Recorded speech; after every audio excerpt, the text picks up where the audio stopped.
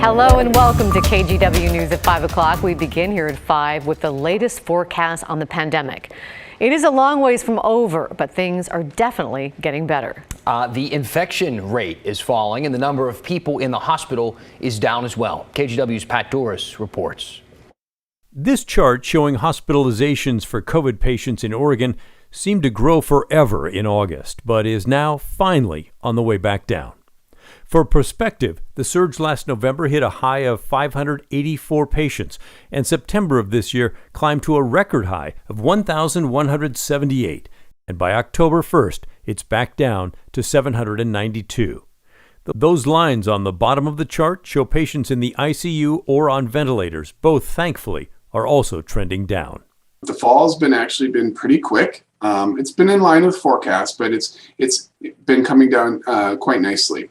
Peter Graven is the lead researcher at Oregon Health and Sciences University that compiles the weekly COVID forecast. He also found that things are improving significantly in southwest Oregon, places like Medford, Grants Pass, Roseburg. They are represented by that top line, which is finally down near the other regions of the state. Lauren Van Sickle with Asante Hospitals, which covers Medford, Grants Pass, and Ashland, told me that things are getting better. Early July was when we had the least amount of patients, and that was around 8 to 10 on any given day. And so we're still way up there with 65 today, but it's still a far cry from where we were just a few weeks ago at 181. While there is good news in the pages of the charts and graphs, there are warnings as well. Graven, the researcher, found people are getting tired of taking COVID precautions.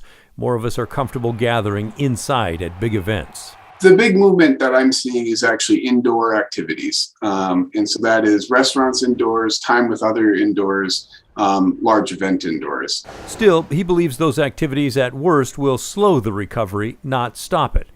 Over the next couple of months, he expects fewer and fewer people statewide will become infected with the Delta variant of the coronavirus. Both OHSU and the Oregon Health Authority agree the replication rate of the virus is now about 0.85. That means that each person who's infected spreads it to less than one other person on average. That's a big deal because it means the infection rate is going to be going down over time. And that is a very hopeful sign. In Northeast Portland, Pat Doris, KGW News. And we needed that hope, too. Oregon's working to finish giving out money to help with rental assistance now that a key deadline has passed. Oregon received more than $200 million from the federal government, but with a stipulation.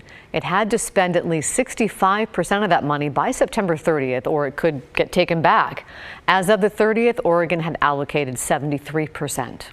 That 73% figure, which exceeds the U.S. Treasury's 65% benchmark, would make Oregon eligible to receive additional ERA funding. We believe this funding will be needed in our state, and we will be advocating for Oregon to receive those additional funds. The state is still processing the remaining applications. Officials say if someone has fallen behind on rent, they should call 211 right away and apply for help at OregonRentalAssistance.org. In Washington, thousands of state employees are getting termination letters and emails warning them if they will lose their jobs soon if they cannot provide proof they have been fully vaccinated. The deadline is October 18th.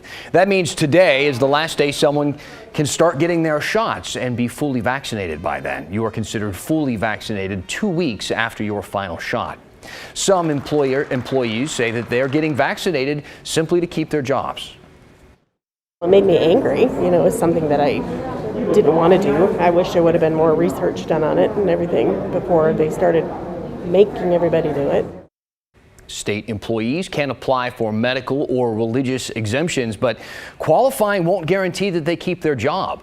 If a state agency is unable to make accommodations for those employees, like letting them work from home, for instance, the agency can still let them go, even with those exemptions in place. A medical call for a Molalla man turned into a shooting after the suspect fired at police officers out of his home. It happened today near Leroy Avenue and West Main Street.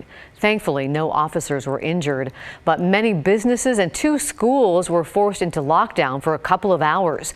KGW's Joe Ranieri joins us live with the latest. Joe?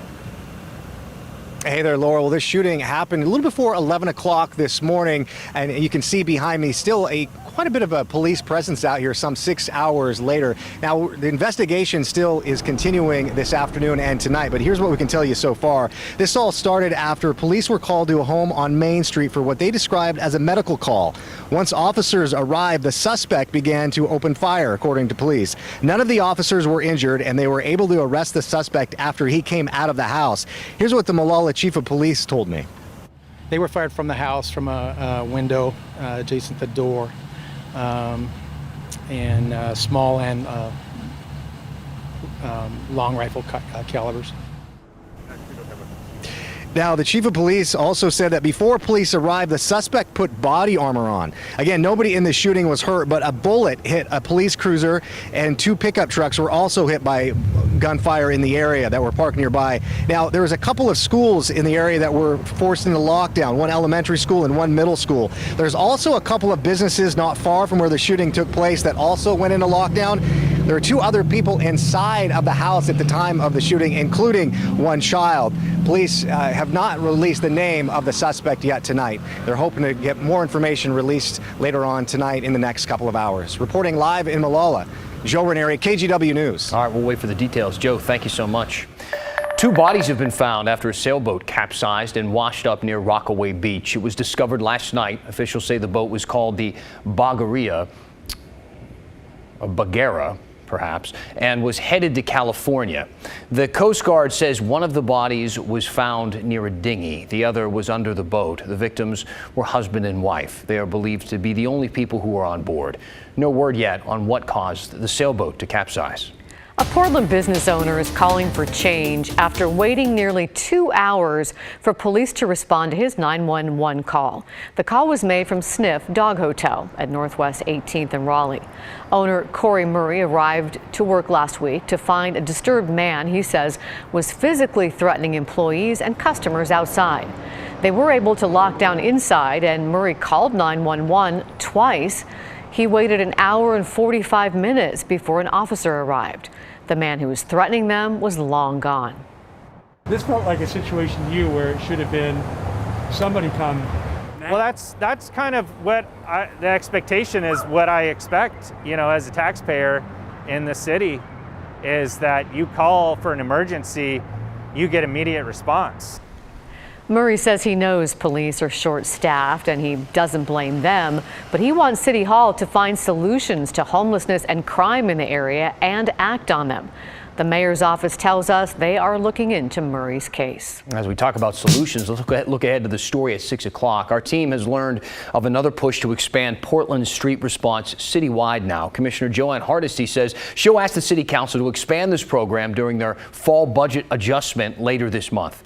Portland Street Response launched earlier this year, only in the Lentz neighborhood of Southeast Portland. Instead of police, the program sends a crisis counselor and a paramedic to calls involving mental health and addiction.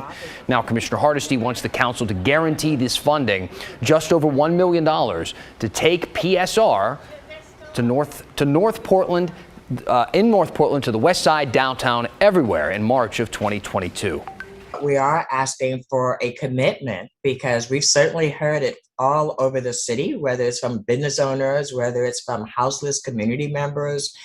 We've heard all over the city that every community wants Portland Street Response. Do you think this will pass?